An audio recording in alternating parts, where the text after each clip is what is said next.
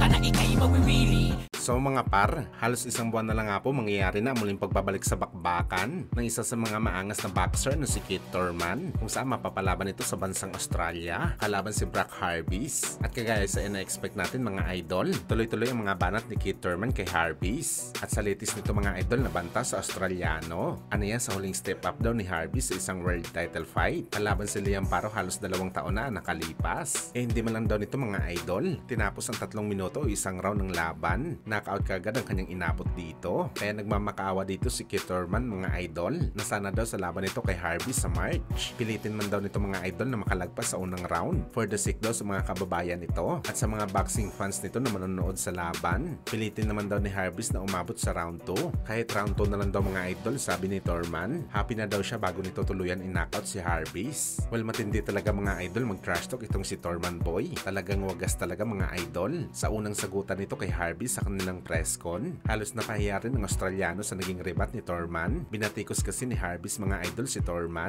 na dinurog daw siya ng isang maliit na fighter. Ito nga ng ating pambansang kamao Manny Pacquiao. At paano pa daw kung si Harvis na makalaban nito mga idol na isang natural na malaking boxer. At sa naging sagot dito ni Thurman mga idol, kahit dinurog man daw siya ni Manny Pacquiao at nantikman nito ang kanyang unang talo sa bakbakan, wala naman daw pinagsisihan si Thurman dito dahil isang tunay naman daw na boxing legend ang nakatalo sa kanya. Isa daw ito sa mga GOAT ng boxing ang nakatalo sa kanya sa bakbakan at proud daw siya dito. At isa pa, hindi naman daw siya tinalo ni Pacman sa isang knockout kundi sa isang split decision lamang. Ibig sabihin natalo siya sa isang dikit na bakbakan. At wag na wag daw mga idol ikumpara ni Harvis ang kanyang sarili kay Pacman dahil wala daw siya sa level ng Pinoy para ulitin niya na talunin si Thurman. Legend daw ang nakatalo kay Thurman mga idol, pero ang nakatalo daw kay Harvis isang prospect lamang.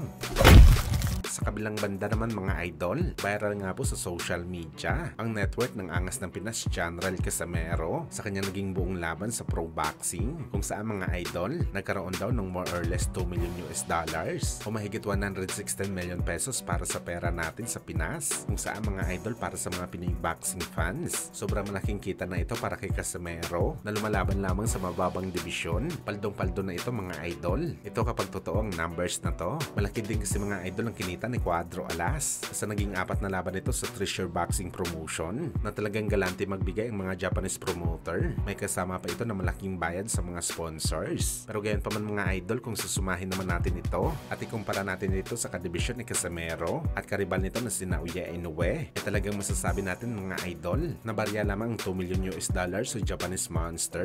Si Inoue pa rin talagang high speed boxer sa lahat, kaya ganun na lang ka-obsessed na makalaban ni Casimero ang hapon dahil sa limpak-limpak na salapi na makukuha niya dito sa bakbakan.